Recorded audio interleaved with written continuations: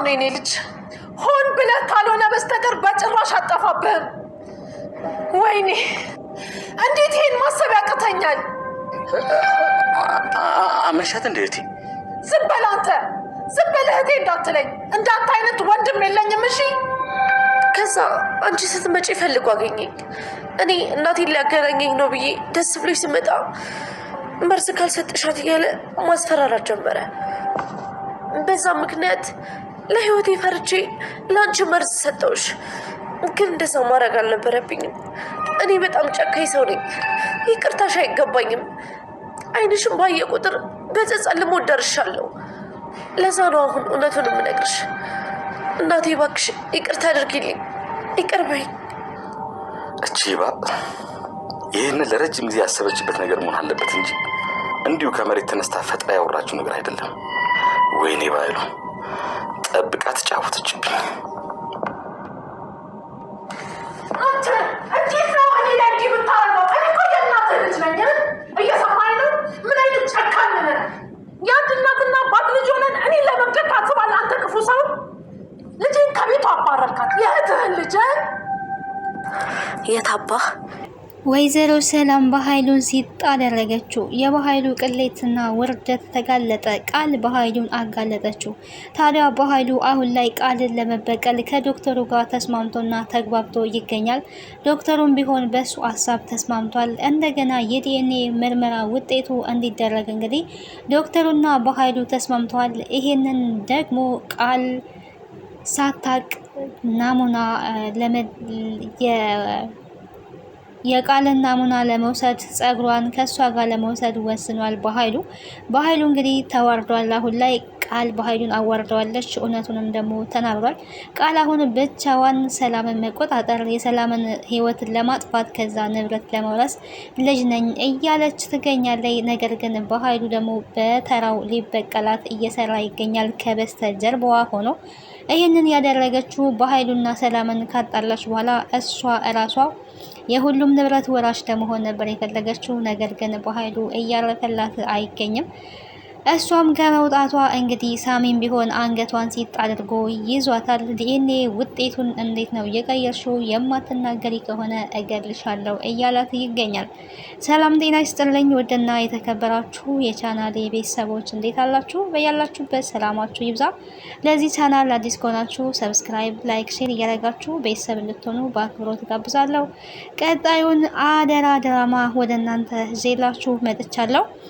ቃል እንግዲህ ከባድ የሆነ ችግር ገጥሟታል። በኃይሉም እንደዚሁ ተዋርዷል። ብሌንም ከቤት እንድትወጣ ተወስኖ ነበር።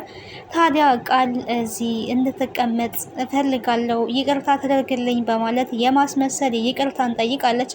ይሄን ደግሞ የፈለገችው እኔ ብሌን እዚህ ሆና ስትናደድ ስትቃጠል እፈልጋለሁ። እሷማ ከዚህ የምትሄድ ከሆነ የኔ ስኬት ምኑ ላይ ነው? እሷ እኔን እያየች ዳግምም ደግሞ የኔ ይሆናል የራሴ አድርጌ አግብቼ እሷን ሰራተኛ የእድሜ ልክ ገረዴ አድርጌ አኖራታለሁ። መቃጠል አለባት።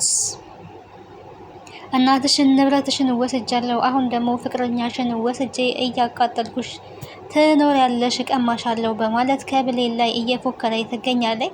ብሌን እንግዲህ እዛ ቤት ለመውጣት ከሰላም ጋር ተሰነባብታ ነበረ። በስተመጨረሻም ቃል ከዚህ ቤት እንድትሄድ አልፈልግም፣ በድያታለሁ፣ ሰሞኑን ልክ ስላልሆንኩኝ ነው፣ ይቅርታ ብሌን ይቅርታ አድርጊልኝ፣ ሁለታችሁንም አስከፍቻችኋለሁ፣ አሳዝኛችኋለሁ። አሁን ግን ይቅርታ እንድታደርጊልኝ ፈልጋለሁ። እህቴ ነሽ አንቺን አጥቼ መኖር አልፈልግም፣ እዚሁ እንድትሆኝ ይፈልጋለሁ በማለት ብሌንም ብዙም አላቅማማችም። መጀመሪያም ቢሆን ከዛ ቤት መሄድ የፈለገችው ለሰላም ስትል እንጂ መሄድ ፈልጋ አይደለም። ሰላምን ከሚከፋት ከእሷ ከምለይ ብላ ነበር ስትሄድ እሷን ከማስከፋት ብላ ነበረ መሄድ የፈለገችው። ሰላምን ብትሆን እሷ ከዛ መሄዷ አስደስቷት ወዳ ፈቅዳ ሳይሆን እየተሰቃየች እንድትኖር ስላልፈለገኝ ቃልና ብሌን ስላልተስማሙ፣ በተለይ ቃል ብሌንን እያሰቃየቻት ስለነበረ ያንን በመመልከት የብሌንን ሲቃይ ላለማየት የወሰነችው ውሳኔ ነበረ።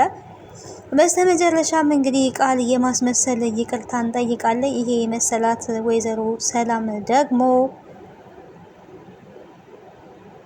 የእውነት ተጸጽታ ይቅርታ የጠየቀች ነበረ የመሰላት የቃል ተንኮል እንጂ ማስመሰል እንጂ የልብ ይቅርታ አይደለም። ይሄንን ደግሞ ብሌን በደንብ አድርጋ ጠንቅቃ ታውቃለች ማለት ነው። ሰላም ግን አኮራሽኝ፣ ይሄንን ስላደረግሽ በጣም እጅግ ባንቺ ኮርቼብሻለሁ፣ አመሰግናለሁ እያለች ትገኛለች ማለት ነው። ሰላም እንግዲህ እውነት ነው የመሰላት። ያው ብሌን ከዛ ቤት እንድትሄድ አትፈልግም። መጀመሪያ ግን እንድትሄድ ከምትበደይ እዚህ አንቺ ከምትሰቃይ አንቺ እየተሰቃየሽ ከምትኖሪ ምናልባትም ዳግም ልንገናኝ እንችል ይሆናል። ይሄ ከሚሆን ብትሄድ ይሻላል። እንደ ልጄ ነው የማይሽ አንቺን ልክ እንደ እውነተኛ ልጄ ነው የማይሽ ነበረ ስትላት የነበረው። ሁለቱም እንግዲህ ተላቅሰው ነው እየተሸናኙ የነበረው።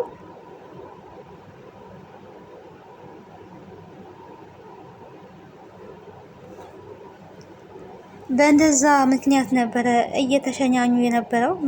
በስተመጨረሻ ግን ያው እዛ ቤት ውስጥ እንድትቀር ሆናለች ማለት ነው።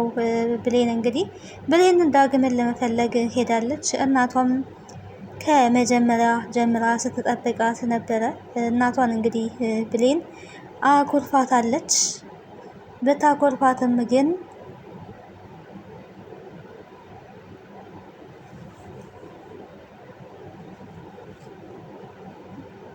ጎረቤትየዋ ስለተቆጣቻት ምን አድርጋለች? እንደገና እንግዲህ ሰላም አውርዳለች። ዳግም ከቤት ያው እንደጠፋ ሁላችንም እናውቃለን። አሁን ላይ ከቤት ከወጣ 2 ቀናትን አስቆጥሯል። ምን ይሻለኛል በማለት እናትየዋም እየፈለገችው ነበረ። አሁን ላይ እንግዲህ ያለበት ቢያንስ ታውቋል። ብሌንም ደግሞ ምናልባት አቤል ጋር ሊሆን ይችላል፣ አቤል የሚባል ጓደኛ አለው በማለት ወደ አቤል ቤት እንግዲህ ይዛቸው እየሄደች ነበረ። ቤቱን በትክክል ባላቀውም ግን ሰፈሩን አውቀዋለሁ፣ ስለዚህ እዛ እንሂድ በማለት ይዛቸው ሄዳለች። ጎረቤትየዋ በእርግጥ ታክታለች። እስከ መቼ ድረስ ነው እንደዚህ የምንጓዘው? ፈለግነው ልናገኘው እኮ አልቻልም እያለች ነበር።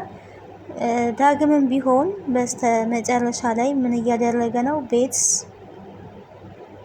እያስፈለገ ነበረ፣ በጓደኛው ማለት ነው። ቤት እያስፈለገ ነበር። ቤት ፈልግልኝ፣ እናቴ ጋር መሄድ አልፈልግም እያለው ነበር። አቤል ግን እናቱ ጋር እንዲሄድ እየመከረው ነበር ማለት ነው።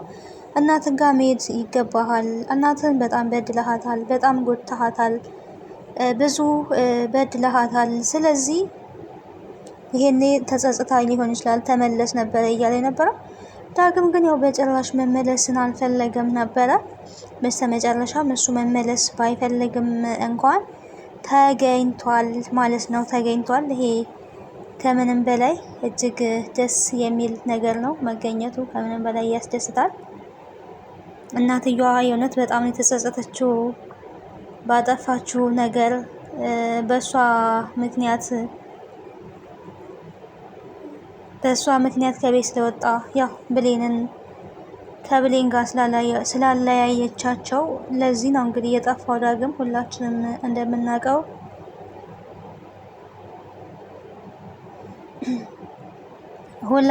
እንደምናውቀው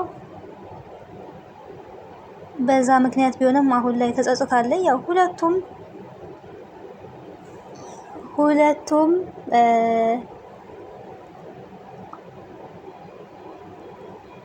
ተቀይመዋታል።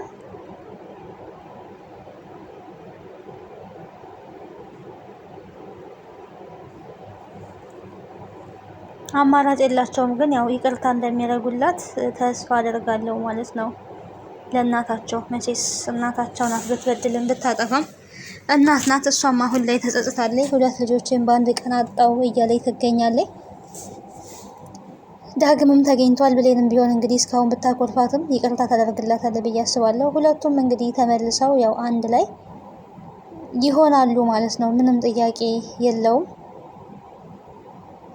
አንድ ላይ ይሆናሉ።